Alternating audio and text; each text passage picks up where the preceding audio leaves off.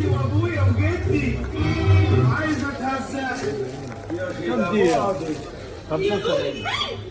انا مش قصدي، انا عايزك تبقى صاحبتي لنهضة.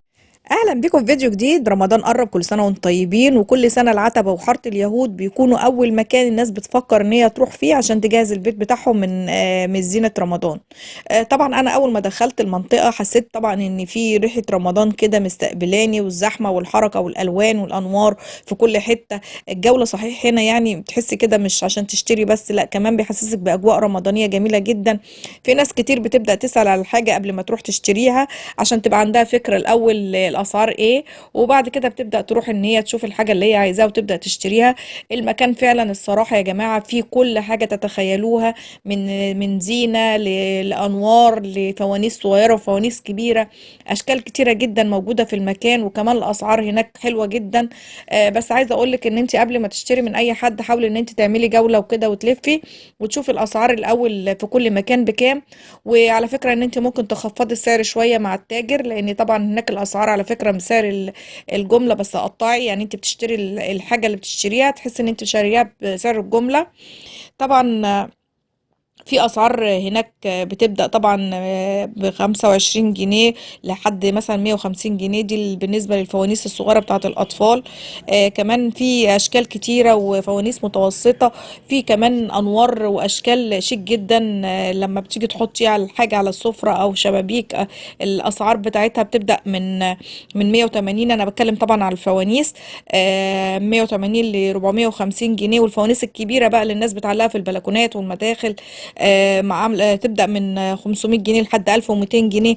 وكمان في فوانيس هناك خشب وأنواع كتيرة جدا. وأسعار طبعا بتبقى غالية شوية عشان الفانوس بيبقى كبير قوي. المهم ان احنا مكملين جولتنا، وهنلاقي بقى زينة رمضان بأشكال كتيرة جدا، وفروع الزينة والورق والبلاستيك أسعارها بسيطة جدا على فكرة. في بتبدأ من 5 جنيه، وفي ب20 جنيه لحد 60 جنيه. حاجات جميلة جدا. وكمان هناك في الهلال كمان أو النجمة، مجسمات صغيرة كده شكلها شيك جدا، بتحطيها على الحيطة، بتحطيها على شباك. الأسعار بتاعتها بتبدأ من 20 ل70 جنيه. كمان بنروح على فروع النور، كمان هناك في فروع نور كتير بكل الإضاءات، في اللي هو بإيد ويطفي، وفي كمان الإضاءة بتاعته ثابتة. حاجات حلوة جدا هناك في العتبة. الصراحة أنا كنت رايحة على العتبة عشان أجيب حاجة، فالصراحة لفت في نظري الأجواء الرمضانية الجميلة دي. كل سنة وانتم طيبين. بجد تحس كده بريحة رمضان وفرحة رمضان. الناس هناك تحس كده ان هم ماشيين مبسوطين من اشكال الفوانيس والاضاءة اللي موجودة هناك. حتى الاطفال اللي هناك حاسة بالفرحة بتاعتهم، لانهم شايفين كل حاجة كده حواليهم منورة مدية شكل شيك جدا. وعايزه اقول لكم اللي في حاره اليهود كمان الاسعار هناك تعتبر حلوه جدا. عن طبعا غير ما تشتري مثلا من المكان اللي انت ساكنه فيه، لا المكان ده مخصص فعلا للزينه بتاعت رمضان. والاسعار هناك لان في كذا تاجر هناك، فتلاقي الاسعار حلوه جدا ورخيصه. كمان عايزه اقول لكم ان العتبه وحاره اليهود كمان الاسعار بتاعتها دايما بتبقى يعني قابله للانفصال. يعني حاول ان انت ما تشتريش بالسعر اللي هو بيقول لك عليه، حاول ان انت تنزلي شويه. ممكن كمان تاخدي فكره من بقيه الشارع، تتأكدي كده من الأسعار، تشوفي تسألي عند ده وتسألي عند ده وتسألي عند ده، وهتلاقي أشكال كتيرة جدا هتعجبك على فكرة. الصراحة أنا لما رحت عجبني حاجات كتيرة جدا قوي، واشتريت بعض الحاجات. هبقى أعمل لكم فيديو أوريه لكم الحاجات اللي أنا جبتها لما أجي أعلق الزينة إن شاء الله. هبقى أوريكم الحاجات اللي أنا اشتريتها وأقول لكم على الأسعار بتاعتها كمان. زي ما انتم شايفين الناس كلها بتبدأ تجيب حاجة زينة رمضان. أشكال كتيرة جدا زي ما انتم شايفين. الإضاءات كمان مختلفة جدا. يعني بجد حاجة شكلها شيك. بتحس كده ان انت وانت ماشية هناك بفرحة، بتحس كده ان انت مبسوطة ان انت ماشية في الشارع ده، لأن فعلا مليان بروايح رمضان الجميلة. بيحسسك كمان ان انت بترجع لك ايام الذكريات الطفوله. بتحسي فعلا بالفرحه اللي انت كنت بتحسيها زمان وانت صغيره. بجد اشكال هناك كتيره جدا من الفوانيس، سواء كانت الصغير سواء الكبير. في تشكيله كمان من الهلال والنجمه كمان باضاءات مختلفه جدا. كمان في فوانيس خشب كمان.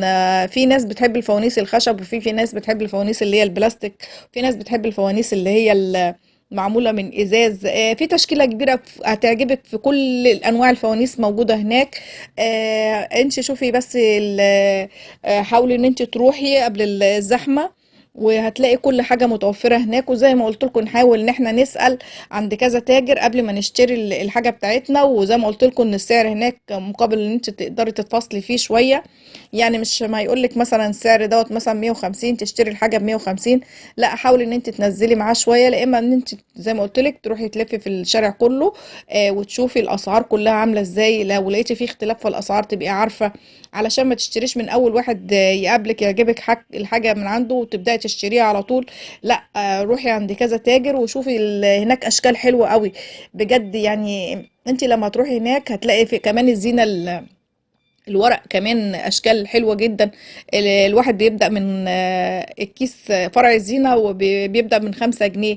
يعني اسعار الصراحه جميله جدا. وشايفين النجمه مع الهلال شكلها شيك قوي. الفانوس اللي بايد ويطفي ده برضو كمان جميل، ومقاسات كمان مختلفه جدا. يعني انت هتلاقي كل حاجه متوفره هناك بكل بساطه، لان كل كذا محل موجود هناك، فهيعجبك فعلا المكان ده حلو قوي في لزينة رمضان.